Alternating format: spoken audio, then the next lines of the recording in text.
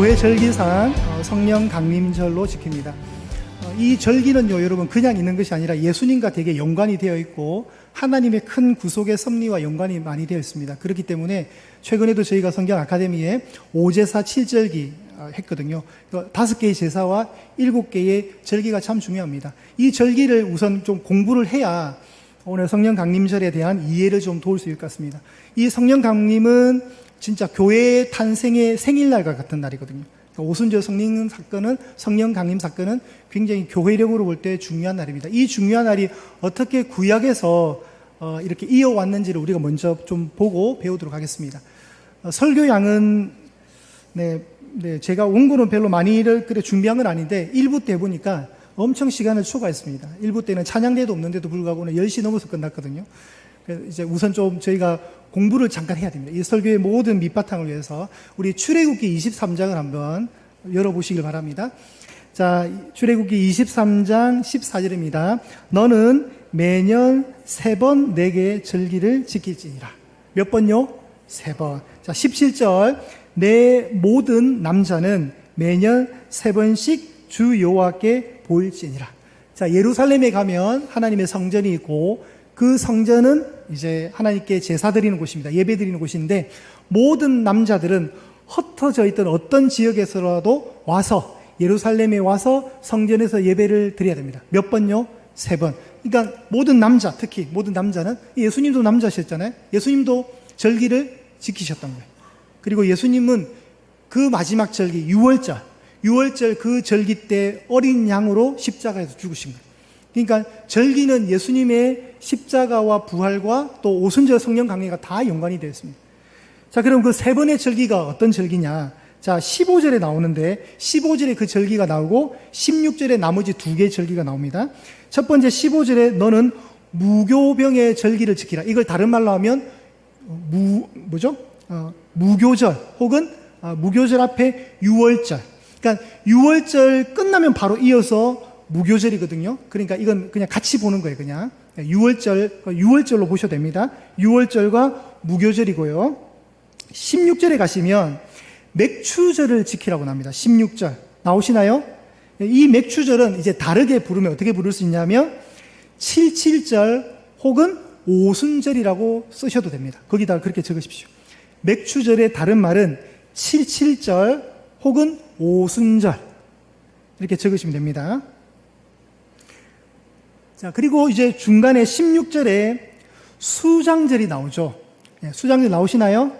네, 안 나오는 성경전은 저한테 가져오세요. 제가 확인하겠습니다. 수장절 나오시죠? 이 수장절의 다른 말은 초막절 혹은 장막절이라고 적으십시오. 요게 미리 좀 적어 놓으세요. 다시요. 수장절은 다른 말로 하면 초막절, 장막절입니다. 다시 말씀드리면 3개의 절기를 지켜야 되는데 그 3개의 절기를 이제 우리말로 쉽게 압축하면 이렇습니다. 6월절과 77절과 초막절을 지키라는 거예요. 근데 이게 이름이 이제 무교병의 절기, 맥추절, 수장절로 나오니까 약간 혼돈이 생기는 겁니다. 자, 다시요. 6월절과 77절과 초막절입니다. 이 77절의 또 다른 이름이 이제 오순절이 되는 거죠. 자, 방금 읽었던 본문이 출애굽기 23장인데 얘의 사촌이 있습니다. 레위기 23장으로 한번 이동해 볼게요. 우리 성경 분류상 출애굽기 다음이 레위기거든요. 똑같은 23장입니다. 23장을 한번 펼쳐 주시겠습니다. 레위기 23장. 자, 제가 읽을게요. 4절입니다. 이것이 너희가 정한 때에 성회로 공포할 뭐라고요? 여호와의 절기니라. 여호와의 절기니라 하면서 5절에 나오는 첫 번째 절기가 뭐죠? 6월절인 거예요. 6월절이 나온 거예요. 자, 6월절이 지나면 바로 무교절이고요. 무교절이 바로 지나면서 뭐가 따라오냐면 초실절이라고 나와요. 초실절. 이 초실절은 어떤 날이냐면 여러분 10절에 가보십시오. 레위기 23장 10절에 가면 그런 말이 나와요. 너희의 곡물의 첫 이삭 한 단을 제사장에 가져. 첫 이삭 한 단. 여러분 이건 이제 염두에 두셔야 돼요. 첫 이삭의 한 단. 요걸 그대로 염두하시고 15절. 레위기 23장 15절과 16절이 이제 오늘 제가 드리고 싶은 말씀이 나오는 겁니다. 레위기 23장 15절에 보시면 안식일 이튿날 곧 너희가 요제로 곡식단을 가지고 온 날부터 세어서 7 안식일의 수요를 채우고 16절 7 안식일 이튿날까지 합하여 50일을 계수하여 새 소재를 여호와께 드리되. 자, 이게 무슨 말이냐면 6월절이 지나고 안식일이 옵니다. 그리고 안식일이 지나고 그 다음 날 안식일이 지난 이튿날을 신약 성경의 표현은 어떻게 나오냐면 안식 후 첫날이라 그래요. 여러분, 안식 후 첫날에 누가 부활하셨어요? 예수님이 부활하셨단 말이죠. 근데 구약에 예수님의 부활을 알리는 신호탄이 뭐냐면 이 초실절, 안식일 이튿날 일어난 이 초실절에 아까 10절에 읽었던 첫 이삭 한 단을 제사장에 가져가는 첫 곡식의 한 단을 제사장에 가져가는, 이게 뭐예요? 예수님이 부활하실 때 뭐죠? 부활의 첫 열매라 하잖아요. 이 첫 열매의 한 단이 바로 전부가 되듯 예수님의 부활과 연관이 됐어요. 자, 이 초실절로부터 이제 계산해서 7 안식일이 7이고 여기다가 7 안식일이 더해져야 되니까 며칠이에요? 총 49. 7 안식일에 7번의 안식일. 7일 안식일에 7번 안식일이 77절이 돼요. 77절. 7이 2번 나왔으니까. 이 77절, 그리고 16절에 보시면 7 안식일의 이튿날, 그러니까 77, 49의 그 다음 날이 뭐예요? 50일이 될 거 아니에요. 그죠? 그래서 77절과 오순절에 붙어 오는 거예요, 절기가. 이 오순절날, 오늘 우리가 읽었던 성경 사도행전 2장의 중요한 일이 벌어지는 거예요. 자, 다시요, 여러분. 예수님이 부활하신 날로부터 50일째 되는 날이 뭐예요? 오순절인 거예요. 예수님이 부활하시고 나서 50일째 된 날. 초실절 이후 50일째 되는 날이 오순절인데 이 오순절 날 성령이 오셨다는 거예요. 자, 다시 오늘 본문으로 다시 천천히 돌아오겠습니다. 사도행전 2장입니다. 자, 본문으로 돌아오시면 예수님이 여러분 부활하셨습니다. 그리고 부활하시고 바로 승천하셨을까요? 안 하셨을까요? 바로 승천했다, 안 했다? 안 하셨죠. 며칠간 머무셨어요? 40일간 머무셨어요. 그러니까 여러분 보세요. 예수님 부활 뒤에 50일째가 오순절이니까 예수님이 40일간 지상에 계셨죠. 오늘 우리 장로님이 기도하셨잖아요. 뭐를 기도하셨어요? 예루살렘을 떠나지 말고 내게서 들은 바 아버지께서 약속하신 것을 기다리라 했잖아요. 자, 이미 50일 뒤에 성령이 오실 건데 예수님이 지금 40일을 쓰셨어요. 그럼 이제 오순절이 되려면 며칠을 더 기다리면 돼요? 10일만 기다리면 되는 거예요. 10일만. 절대 예루살렘 떠나면 안 되는 거예요. 10일만. 자, 그리고 그 10일이 왔습니다. 자, 오늘 본문이 사도행전 2장 1절에 우리 1절 한번 읽어보실까요? 시작. 오순절 날이 이미 이름에 그들이 다 같이 한 곳에 모였더니. 그들이 다 같이 한 곳에. 자, 오순절 날이 이미 이르렀다. 오순절 날이 가득 찼다는 뜻이에요. 여러분, 유대인들은요, 이 77절을 어떤 날로 생각하냐면 모세가 시내산에 올라가서 율법을 받은 날로 생각을 해요. 그들의 전승에 의하면. 모세가 이 77절에 율법을 받은 날로 그들은 생각하거든요. 그런데 오순절날 똑같은 날, 율법을 받은 날 신약에서는 성령님이 오신 거예요. 말씀의 실체가 되시는 진리의 영께서 오신 거예요. 그 구약에서 77절은 유대인들이 흔히들 자기네들 생일이라 그래요. 자기네 야, 우리 생일이다, 77절은. 근데 신약에서는 이게 오순절을 통해서 성령 강림을 통해서 교회가 만들어지거든요. 교회가 탄생을 해요. 신약교회가 탄생하는 거예요. 그러니까 오순절은 신약교회에 뭐가 될까요? 생일이 되는 거예요. 오늘 교회의 생일이에요. 생일이라니까 뭐 좀 약간 네, 그렇죠. 생일 맞아요. 생일이에요. 이 생일날 120명의 다락방에 모여있던 제자들과 예수님의 어머니와 여러 성도들이 기도에 전혀 힘쓰고 있었거든요. 그런데 시간이 지났습니다. 그들은 아마 10일 뒤에 오순절이 임한다는 건 별로 생각을 못했을 거예요. 그런데 오순절 날 성령님이 오셨는데, 자, 1절에 보시면 그들이 다 같이 모인 한 곳에. 자, 그들은 누굴까요? 우리가 흔히들 120명이라 할 수도 있고 혹은 2장 7절에 이들이 갈릴리 사람들이라 나오거든요. 아마 제자들일 확률이 높아요. 제가 볼 때는 그래요. 꼭 120명이 아니라도 돼요. 그들이 다 같이 모여있을 때 2절입니다.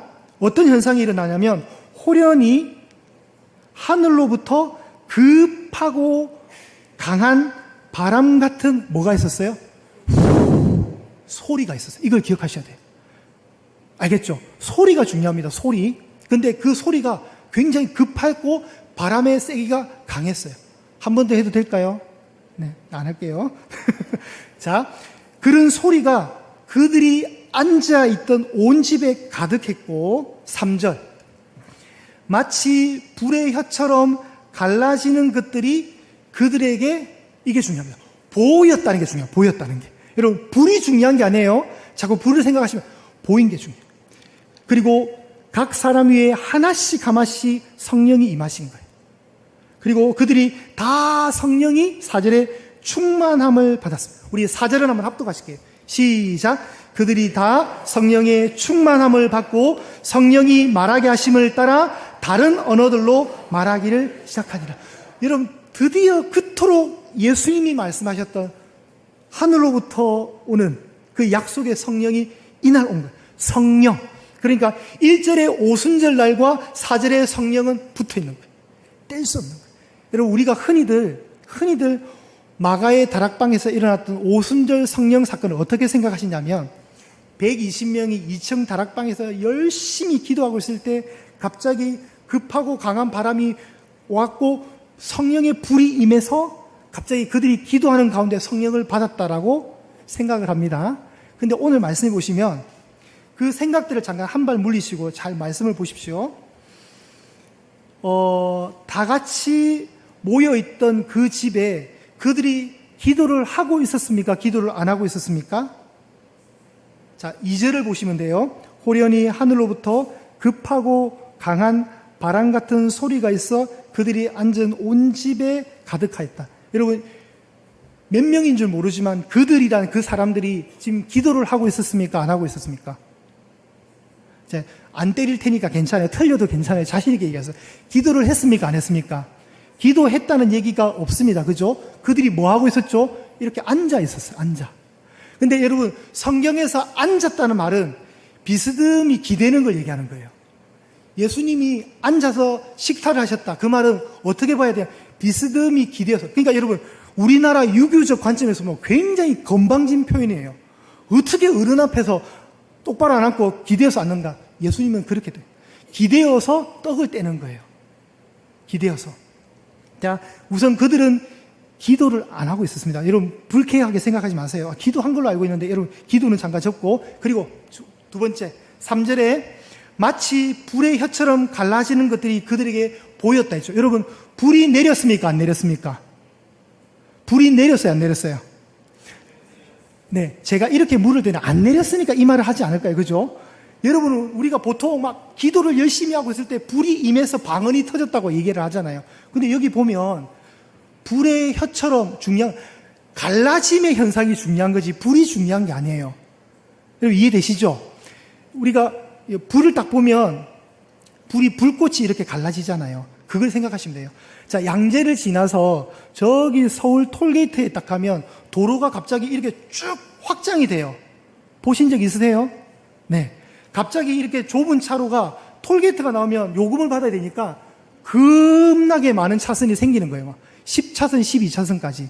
그 갈라짐이 중요한 거예요. 왜요? 사람들에게 임해지니까 갈라짐이 중요한 거예요. 불이 중요한 게 아니에요. 여러분, 자꾸 불 생각하시면 안 돼요. 불은 접으세요, 우선. 불이 중요한 게 아니에요. 자, 그들은 갑자기 집에서 모여 있는데, 앉아 있는데, 이 앉아 있다는 말 속에 아마 식사 공동체이지 않을까 생각합니다. 앉아 있었어요. 앉아 있는데, 갑자기 불현듯 성령이 온 거예요. 갑자기. 기도를 하다가 성령을 받는 게 아니라, 갑자기 온 거예요. 갑자기 와서 각 사람 위에 임하셨고, 그들이 다 성령이 오셨으니까 성령의 온전한 지배, 통치, 그걸 성령 충만이라 그래요. 성령 충만은 온전히 성령이 우리를 통치하는 그 지배 영역을 이해하시면 돼요. 그리고 그들이 성령을 받아서 성령의 말하게 하심을 따라 다른 언어들도 얘기하는데 이 언어가 소위 말하는 방언이에요. 근데 이 방언은 우리가 못 알아듣는 하늘의 신비의 영의 언어가 아니라 외국어란 말이에요. 외국어. 제가 다음에 설교하겠지만 9절에 보시면 바데, 메데, 엘람, 메소포타미아, 유대, 갑바도기아, 본도, 아시아, 부르기아, 밤빌리아, 애굽, 구레네, 로마 이 15개 지역에서 사람들이 절기를 지키러 왔는데 그 사람들이 알아듣는 언어로 지금 방언이 터진 거예요. 그러니까 여기서 말하는 방언이란 외국어예요, 여러분. 랄랄랄라, 슈슈랄랄라, 칼라칼라, 샬라샤 이런 방언이 아니에요, 여러분. 아시겠죠? 외국어예요, 외국어. 여러분, 오늘날 방언이 존재할까요? 자, 존재하니까 제가 묻겠죠. 그런데 여러분, 우리가 조심해야 될 것은 우리 합동측 교단의 신학 안에서 제가 말씀드리는 겁니다. 여러분, 저도 방언합니다. 방언했습니다. 요새 안 해서 그렇지. 신대원을 딱 갔는데 교수들이 딱 하는 말이 방언하지 마십시오, 전도사님들. 우리 총신은 방언을 인정하지 않습니다. 딱 그러는 거예요. 제가 그때 방언했거든요. 불쾌한 거예요. 기분이 확 나쁜 거예요. 아니, 왜 방언하지 말라 그래? 그런데 신학을 하고 제가 이 꼴통 같은, 이런 말 하면 안 되지만, 이 보수교단 우리 합동측에 있으니까, 그걸 알겠어요.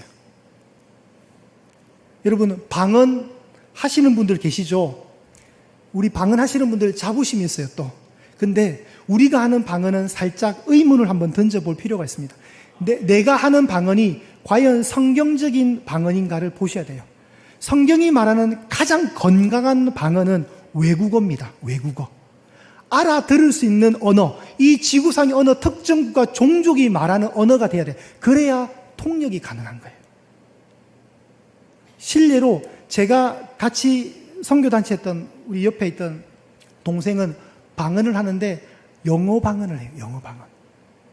그리고 제가 섬겼던 교회 담임 목사님이 청년 시절에 그 청년부의 어떤 자매가 사우디 아라비아 방언을 하더래. 그런 언어들은 이 지구의 어느 특정 국가의 어느 종족이 쓰는 단어예요. 언어예요. 말이에요. 그래서 통역이 가능합니까? 안 합니까? 합니다.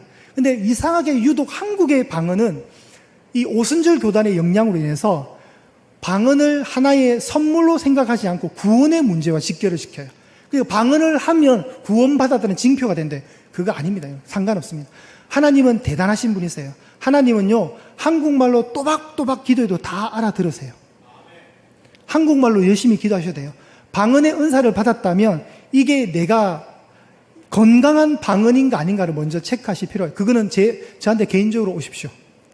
제가 나중에, 여러분, 제가 여기서 더 얘기해버리면 상처받으시니까.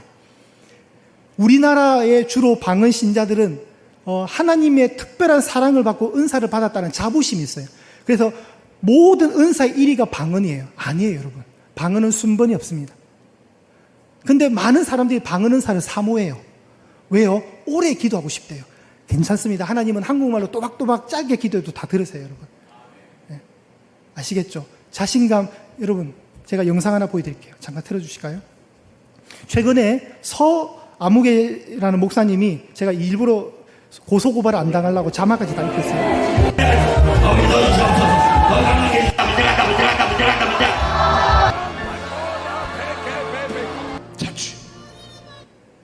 네, 끄셔도 됩니다.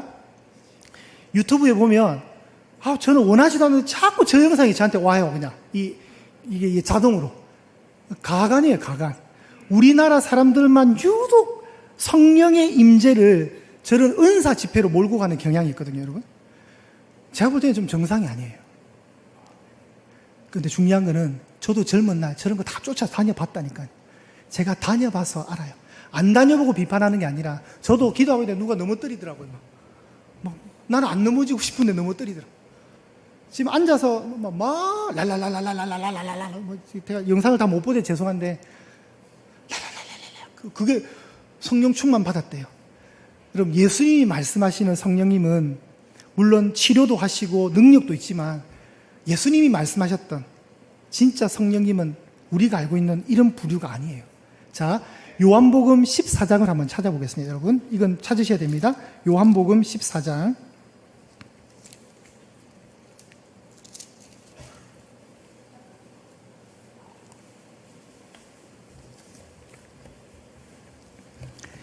요한복음 14장 예수님이 제자들의 발을 씻기시는 세족식도 하셨고 새 계명을 주셨어요. 너희가 서로 사랑하면 좋겠다. 서로 사랑해라. 너희가 서로 사랑하면 모든 사람이 내 제자인 줄 안다. 이렇게 말씀하시고 나서 여러분 14장을 한번 보시면 14장에 검정색 글씨가 많아요? 아니면 예수님 말씀하신 갈색이 많아요? 갈색이 많죠. 그죠 여러분? 자 15장을 한번 보세요. 15장에 검정색 글씨가 많아요? 갈색 글씨가 많아요? 목사님 저는 처음부터 끝까지 다 검정색이에요. 뭐 어쩔 수 없어요. 네, 그건 제가 나중에 손 봐드릴게요. 15장에는 심지어 검정색 글씨가 있어요, 없어요? 하나도 없어요. 자, 16장 보실까요? 16장. 16장에 보면 검정색 글씨가 많아요, 갈색 글씨가 많아요? 갈색 글씨가 많죠. 이 갈색 글씨는 예수님이 그냥 쉽게 말해서 성경 공부 혹은 설교하셨다 생각하면 돼요. 그죠? 이 14장과 15장과 16장에 이제 한번 잘 보실게요. 다시 14장에 오시면 14장에 16절에 가보세요. 14장 16절. 거기에 혹시 보혜사라는 단어가 나올까요? 나오면 동그라미를 꼭 치세요. 보혜사가 나올까요? 나옵니다. 혹시 14장 26절에 가시면 보혜사라는 단어가 나올까요? 네, 나오죠. 네, 화는 내지 마시고, 네, 보혜사라는 단어가 나와요. 자, 감사합니다. 자, 그리고 이제 15장에 한번 넘어오셔서 15장의 26절에 가시면 혹시 뭐가 나올까요? 네, 보혜사가 나오죠. 또 동그라미 한번 치보세요. 보혜사. 그리고 16장의 7절 가보겠습니다. 요한복음 16장 7절에 가시면 또 뭐가 나올까요? 보혜사가 나와요. 자, 예수님이 잡히시던 밤이에요. 예수님이 이제 십자가 지시기 전에 밤, 이제 내일이면 돌아가시는 그 전날 밤에 예수님이 제자들에게 14장과 15장과 16장에 계속 말씀하시는 한 분, 보혜사, 도울 보자, 은혜 해자, 스승 사자, 도우시는 은혜의 선생님, 보혜사를 얘기해요. 이 보혜사의 다른 이름은, 자, 다시 우리 14장으로 돌아오셔서 빨리 가지 마시고요. 14장 오시면 17절에 뭐라고 나옵니까? 보혜사가 진리의 영이라. 예, 여러분, 보혜사는 진리의 영이세요. 그리고 26절에 보시면 그 보혜사께서, 제가 26절 읽을게요. 요한복음 14장 26절. 보혜사 곧 아버지께서 내 이름으로 보내실 성령, 그가 너희에게 모든 것을 어떻게 한다고요? 가르치시고 내가 너희에게 말한 모든 것을 생각나요. 자, 보혜사가 오시면 예수님이 말씀하셨던 걸 생각나게 하신다. 진리의 영께서 모든 것을 가르쳐 주신다. 이걸 여러분 잘 생각하셔야 돼요. 자, 다시 14장 16절에 오시면 이 보혜사가 어떻게 표현되냐면 내가 아버지께 구하겠으니 그가 또 다른 보혜사를 너희에게 주사. 여러분, 여기서 또 다른 보혜사가 뭐냐면 예수님이 보혜사세요. 예수님이. 그런데 예수님이 몸을 입고 오셨잖아요. 이 세상에. 그러니까 우리와 영원토록 함께 해요, 안 해요? 영원토록 함께 못 해요. 몸을 입고 오셨기 때문에. 그러니까 예수님이 어떻게 하셨냐면 하늘로 가셔야 돼요. 자, 성경적인 관점에서 우리 삼위일체 하나님의 위치를 보겠습니다. 우선 성부 하나님은 어디 계십니까? 천국 하나님의 나라의 보좌에 앉아 계십니다. 요한계시록에 나와요. 그러면 성자 예수님은 어디 계실까요? 자, 목사님 준비해 주세요. 로마서 8장 34절입니까? 네. 로마서 8장 34절 띄워주세요. 여기 잘 보세요, 여러분. 예수님이 어디 계신가를 누가 정죄하리요? 죽으실 뿐 아니라 다시 살아나신 이는 그리스도 예수시니 그는 하나님 우편에 계신 자요. 자, 예수님이 어디 계시다고요? 하나님의 보좌 우측에 계신다는 거예요. 그럼 성령님은요? 자, 이제 성령님이 문제예요. 다시 요한복음 14장으로 오셔서, 자, 14장으로 오셔서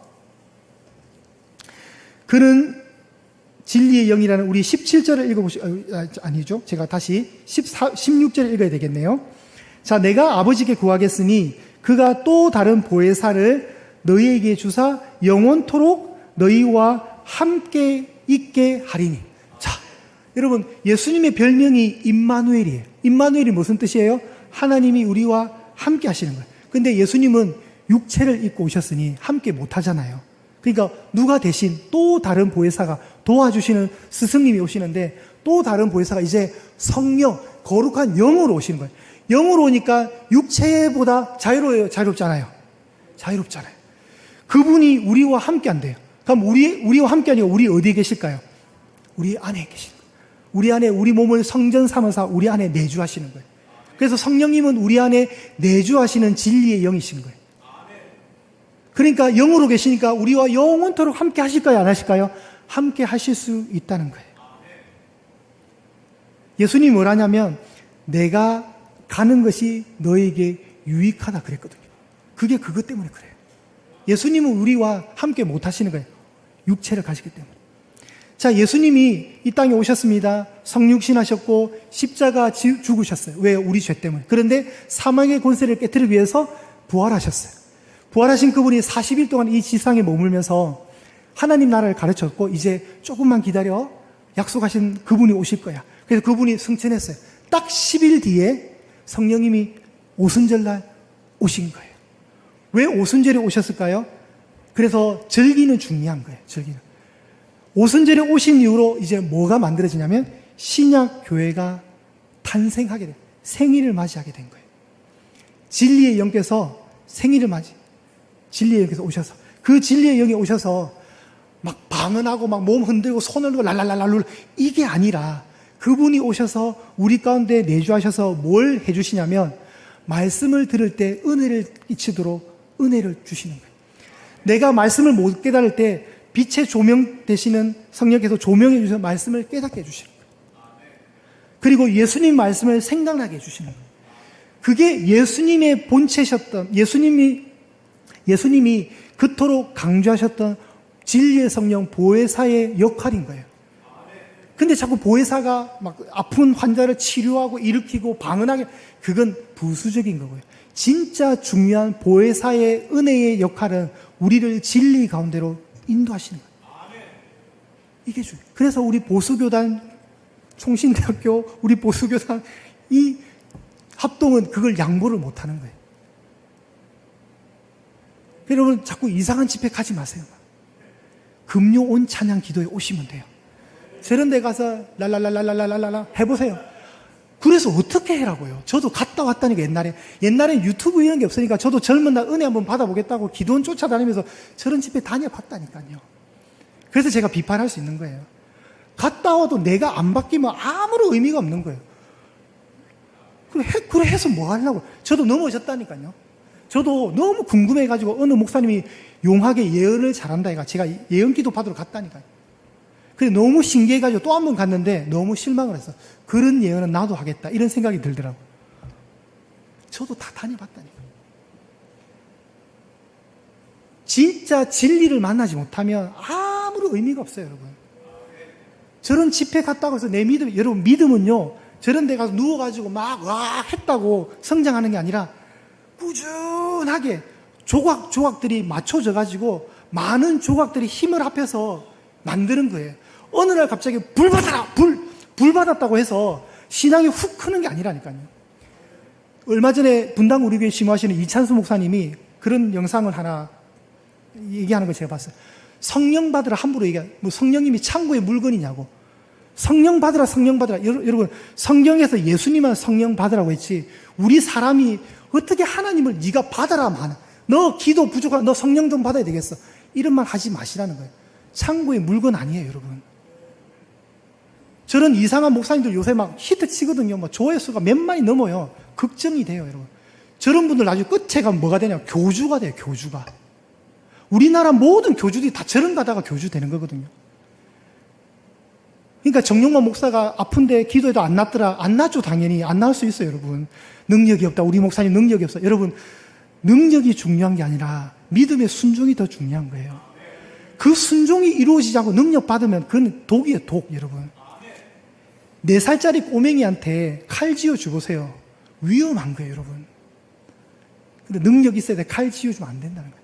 너도 이 험악한 세상 살아야지. 칼 줄게, 칼 쥐어. 4살짜리 그런 부모가 어디 있어요, 여러분? 오순절 성령을 여러분 오해하시면 안 돼요. 성령님은 진리예요. 예수님이 그렇게 말씀하셨으면 그건 정답이에요. 그건 여러분 빼박이에요, 빼박. 빠져나갈 수가 없어요. 그 진리의 영께서 드디어 공동체 속에 오신 거예요. 공동체 속에. 근데 그 공동체가 열심히 기도하다가 받은 게 아니라 앉아서 교제하는 건데, 그걸 여러분 코이노니아라 그래요. 성도의 교제가 그래서 중요해요, 여러분. 그래서 여러분 주일날 이래 예배 오시잖아요. 뭐 무덤덤 할 수 있어요, 여러분. 오늘 마음에 뭐 뜨거움도 없고 괜찮아요. 이게 누적이 되셔야 돼요. 매 주일 오시면서 신앙이 조금씩 자라더라도 오시는 거예요, 여러분. 그리고 여러분 잘 보세요. 각 개인이 신앙생활 잘 할 수 있지만 성령은요, 여러분 한 곳에 모였을 때 오신 거예요. 내 개인에게 임한 게 아니라 하필이면 성령은 모여 있을 때, 그게 뭐예요? 교회는 공동체성을 가져야 되는 거예요. 여러분, 그래서 현장에 어떤 불가피한 일 때문에 나오지 못하기 때문에 화면으로 유튜브로 예배를 드리시지만 이 현장에 올 때 감격이 달라요, 여러분. 이 현장에서 함께 기도하면서 함께 찬송에 느껴지는 그 성령의 은혜, 여러분 이걸 놓치시면 안 돼요. 공동체성이에요. 나는 예안교회 성도들하고 스타일이 안 맞아서 나 그냥 나 혼자 예배 드릴래. 성장이 일어날 확률이 더 돼요, 여러분. 우리 다 해봤잖아요. 2년 동안 유튜브로 다 예배 드려봤잖아요. 처음에는 여러분 저도 정장 딱 입고 멋있게 딱 예배 드렸다니까요. 한두 주 계속 반복되니까 이제는 넥타이가 너무 불편해요. 넥타이 풀었어요. 양복만 입었어요. 이제 양복이 너무 더웠고 너무 불편해요. 굳이 양복 입어야 되나? 하나님도 내 마음 아실 건데 나중에 잠옷바람으로 벽에 기대 갖고 있잖아요. 여러분 자세도 어떻게 되는 줄 아세요? 다리가 너무 아프니까 점점 이렇게 편한 자세로 누워가요. 그런 모습 속에 물론 여러분 성령의 충만함이 임할 수 있지만 그렇게 하는 거예요. 공동체성. 같이 모였을 때 함께 성령을 받는 거예요. 여러분 우리가 성령님을 너무 힘, 에너지, 치유 이런 쪽으로 좀 안 몰고 가셨으면 좋겠어요. 그분은 나에게 말씀을 깨닫게 해주시고 생각나게 해주시고 말씀으로 은혜 받게 하시는 엄청 좋은 진리의 영이시다. 요 정도 선까지만 조절해야 돼요, 여러분. 더 가시면 안 돼요. 더 위험해져요. 저런 집회 영상 보시면 은혜 받아. 최근에 보면 방언으로 기도하는 영의 찬양 3시간 연속. 요새 유튜브에 별 희한하게 다 있어요, 여러분. 여러분 그러지 마세요. 저 아까 흰 옷 입은 어떤 아저씨 있죠. 베닌이라는 분은 치유사에 가시는 분인데 막 사람 쓰러뜨리냐 귀신 쫓아내고. 물론 그럴 수도 있지만 그런데 너무 깊이 빠지면 안 돼요. 그건 가끔씩, 아주 가끔씩 하는 거예요. 우리 교회가 그런 집회 안 하는 이유가 그거예요, 여러분. 우리 집회가, 우리 교회가. 저는 최대한 이 강단에서 여러분에게 이 기록된 66권의 성경책이 진리의 성령에 의해서 바르게 정언되고 여러분이 그 바른 꼴을 정직하게 드셨으면 좋겠어요. 매 주일마다. 그래서 신앙이 그렇게 커가는 거예요. 여러분 그런 건강한 예한교회가 되었으면 좋겠어요. 여러분 방언 못 하셔도 돼요. 괜찮아요. 괜찮아요. 그거 중요한 거 아니에요. 방언은 그냥 여러 은사들 중에 하나예요. 근데 우리나라에 오면 유독 1등 은사가 돼요. 아니에요. 순번이 없어요, 여러분. 오히려 지식의 은사, 지혜의 은사를 더 사모하시고 더 사람을 용서하는 사랑의 은사 더 사모하시고 그런 좋은 은사가 많아요. 굳이 그걸 받아야 되겠다면 저한테 개인적으로 오세요. 통역이 안 됩니다. 통역이. 다음에 이제 기회가 되면 이제 제가 사도행전 강의 준비하고 있는데 그때 더 얘기하겠지만 한국 교회가 너무 이런 쪽으로 가면 안 돼요, 여러분. 치우치면 굉장히 위험해요. 건강한. 그래서 예한교회가 좀 답답하더라도 오셔야 돼요, 여러분. 불바다라 성령 집회도 안 하고 막 좀 건조하고 좀 답답하더라도 그래도 오셔야 돼요. 제 꿈은 그겁니다. 최대한 이 강단에서 말씀 정확하게 선포해서 여러분들 믿음이 조금이라도 자라서 그 믿음 가지고 천국까지 이 인원 그대로 올라가는 거예요. 그래 천국 가서 아유 권사님 오셨네, 장로님 오셨네, 이게 제 꿈이에요. 아이고 그분 안 오셨구나. 그럼 제 탓이잖아요. 제가 말씀을 똑바로 안 알려줬으니까. 그렇죠? 여러분 오늘은 오순절 성령 강림을 통해서 신약교회가 탄생한 생일입니다. 성령님은 아무 때나 오신 게 아니라 그 절기에 맞춰서 온 거예요. 예수님은 6월절 양으로 오셨고 6월절에 절기로 죽으셨고 성령님은 7.7절이라는 이 오순절 절기 임재하셔서 교회를 시작합니다. 구약에는 성령님이 부분으로 오셨어요. 그래서 사울에게도 하나님의 영이 임할 때 능력이 임했고, 그죠? 삼손에게도 하나님의 영이 임하니까 능력이 임해 부분으로 오셨는데, 이제 뭐가 바뀌었냐면 아예 신약엔 성령님은 아예 우리 안에 이사로 오셨어요. 이사. 그냥 방문자로 오다가 이제 아예 이사로 오신 거예요. 이사로 오셔서 우리 안에 내주하셔서 우리가 진리를 잘 분별할 수 있도록, 그분이 진리니까 진리를 잘 분별할 수 있도록 요래요래 우리를 이끄시는 거예요. 이렇게 우리는 그냥 못 이긴 자고 따라가면 되는 거예요. 여러분, 그렇게 순종하시는 믿음의 걸음 걸어가시는 이 한 주 되시고 여러분의 모든 믿음의 여정 되시기를 축복합니다.